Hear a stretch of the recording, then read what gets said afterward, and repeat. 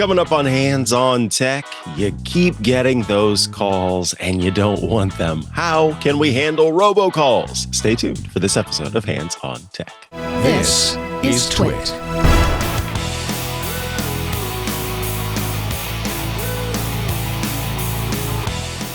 Hello and welcome to Hands on Tech. I'm Mikah Sargent, and today we are taking your tech questions, and yes, we are answering them. Can you believe it? Today's question comes in from Big Jim. And thank you, Big Jim, for writing in. I do want to remind you all, you can email us, hot@twit.tv with your questions, and we would love to hear them. All right, let's see what Big Jim has to say. Big Jim says, hey, Mikah, longtime listener. I am getting absolutely buried in spam, fake delivery texts, your account is locked messages, and robocalls about my car's extended warranty that I'm pretty sure don't exist. I've blocked numbers until my thumb hurts and it doesn't seem to make a dent. Is there anything that actually works to cut this down, or am I just stuck with it forever? I'm on an iPhone, but my wife has an Android, so bonus points if you can cover both. Big Jim from Tampa, Florida. Well, dearest Big Jim, the question is a good one, and it's one that I think a lot of people have, obviously. I know that I used to get a whole heck of a lot of robocalls, a whole heck of a lot of texts, and over time, things have improved, but it is something that I still see people dealing with, and it's fascinating to me because a lot of the stuff that's worked for me has been more passive rather than active. And so it's kind of one of those situations where I go, I wonder what is different for you that you end up still getting this. But let's kind of talk about it. Before the fixes, we do need to kind of reframe things, right? Because blocking numbers one at a time, it's never going to win the situation. It's never going to be the answer. And the fact is, a lot of people are going, well, I feel like I'm doing everything I can. You probably are. It's not your fault, and blocking numbers is useless because scammers will spoof and rotate between thousands of throwaway numbers all the time. So whatever you're blocking today, they don't need it or want it either. It's going to be gone tomorrow.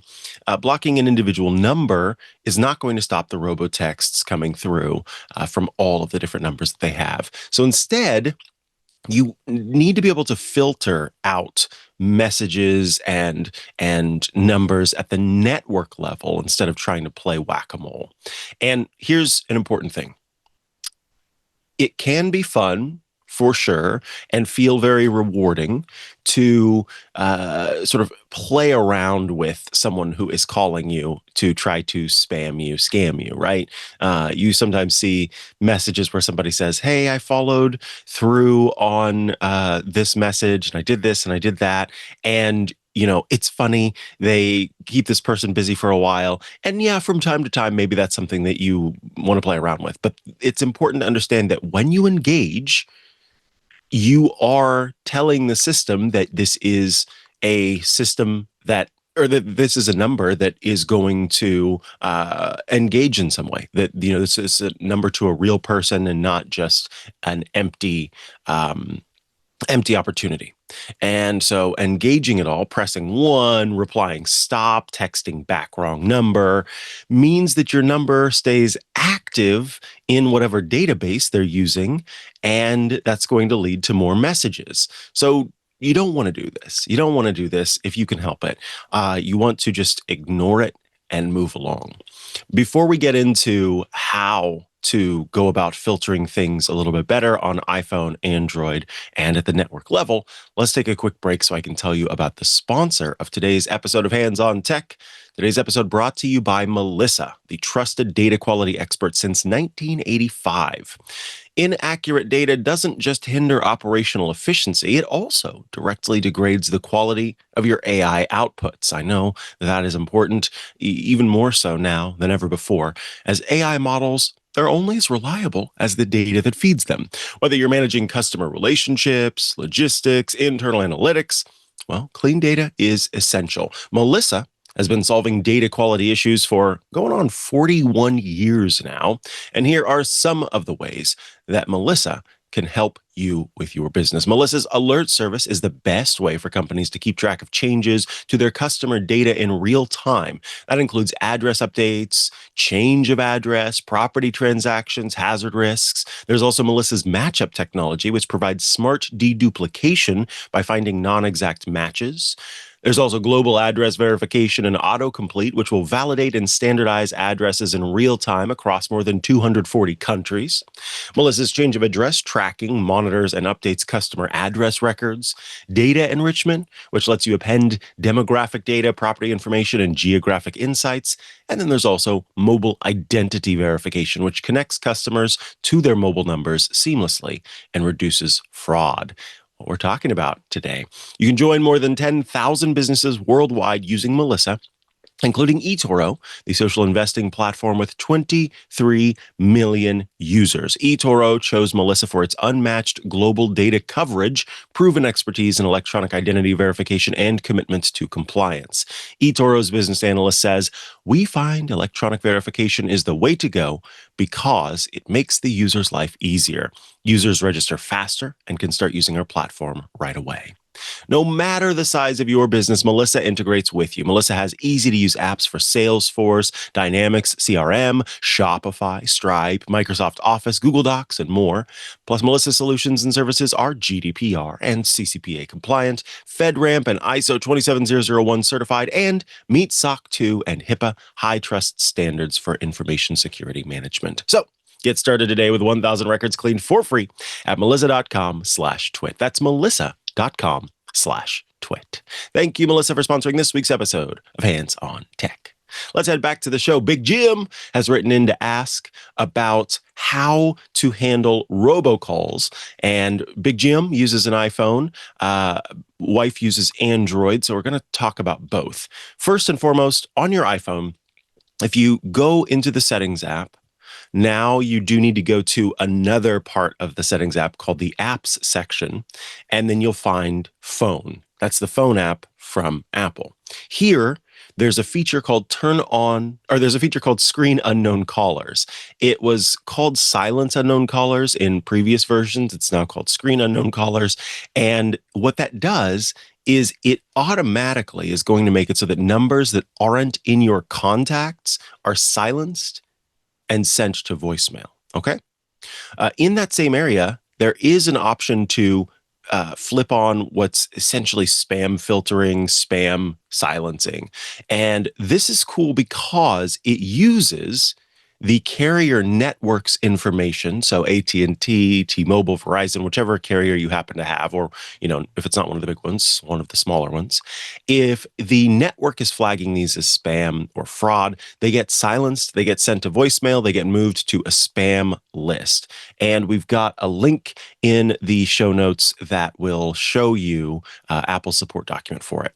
When it comes to texts, well, you can open the Messages app. You can tap in the menu at the top. There's an option called Manage Filtering. This lets you screen unknown senders. From that point forward, messages from people that aren't in your contacts are going to get filtered into a separate folder, and then you're notified unless you choose to be, you're not notified unless you choose to be. So you don't have to worry about bing, bing, getting those notifications. You can also turn on the text message filter to sort SMS, MMS, and RCS messages from unknown senders into transactions and promotions.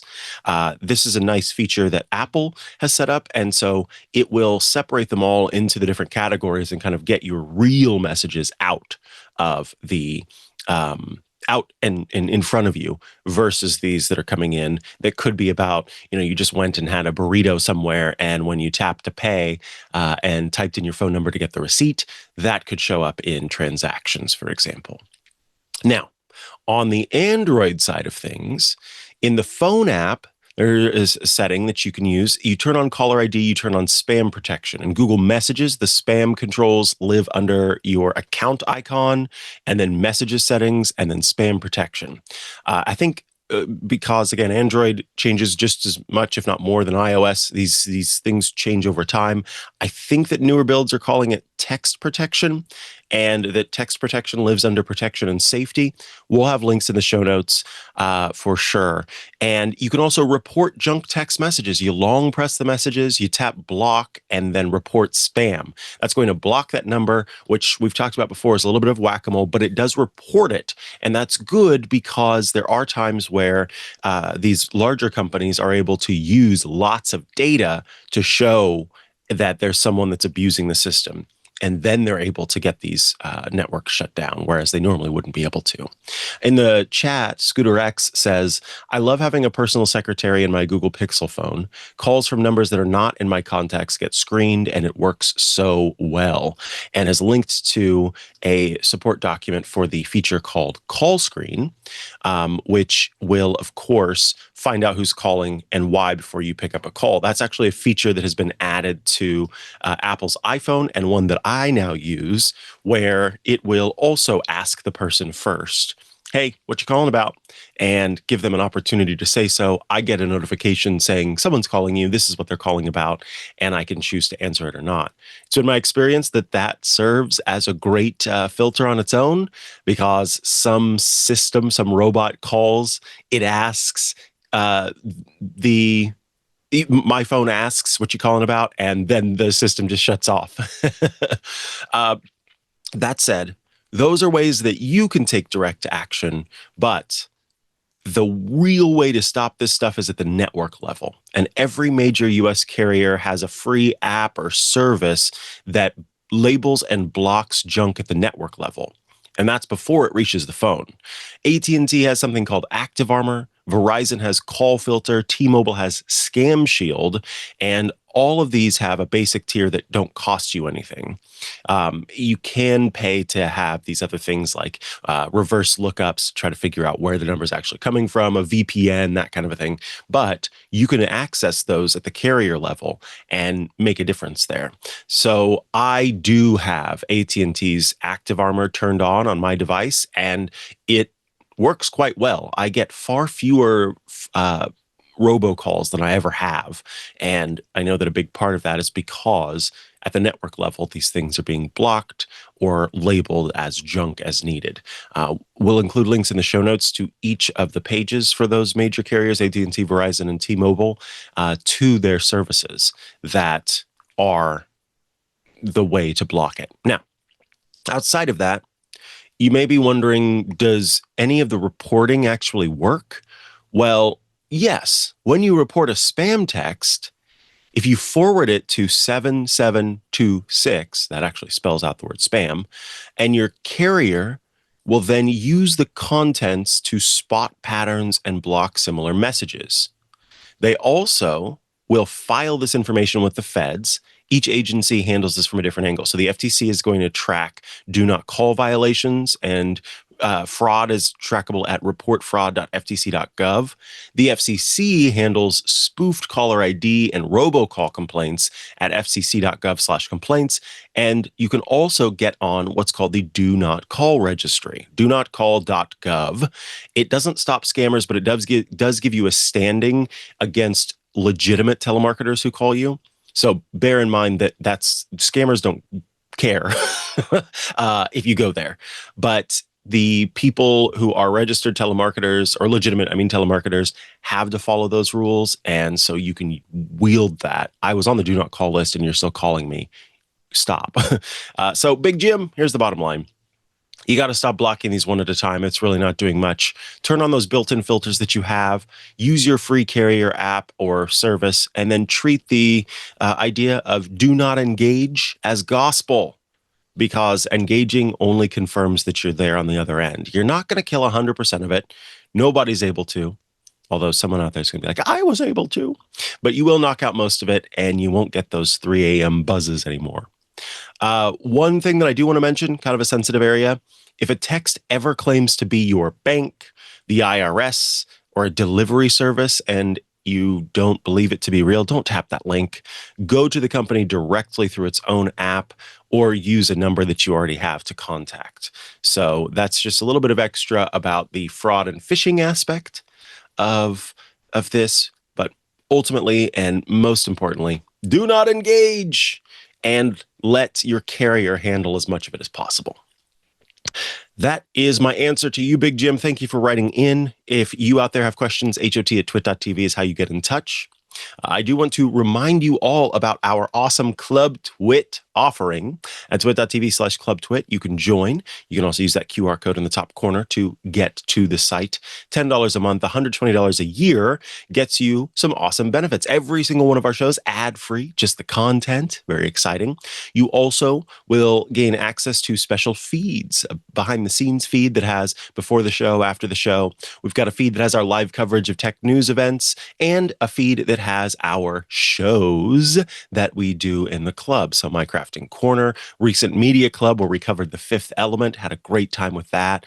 We also have Stacy's Book Club. We have the AI user group and so much more, all in the club. And very excited to say something that's been long requested and something that we are able to offer to club members because there aren't ads. It's chapter markers. That's right. You are able to use chapters if you're a member of the club. So if that sounds good to you, you should join. If not, well, there's one more perk, and that is access to the members-only Discord server, a fun place to go to chat with your fellow Club TWiT members and those of us here at TWiT. Are you excited? I know I am. Join the club, twit.tv/Club TWiT, and I thank you. All righty. I will be back next week with another episode of Hands on Tech, but thank you for tuning in this week. Bye-bye.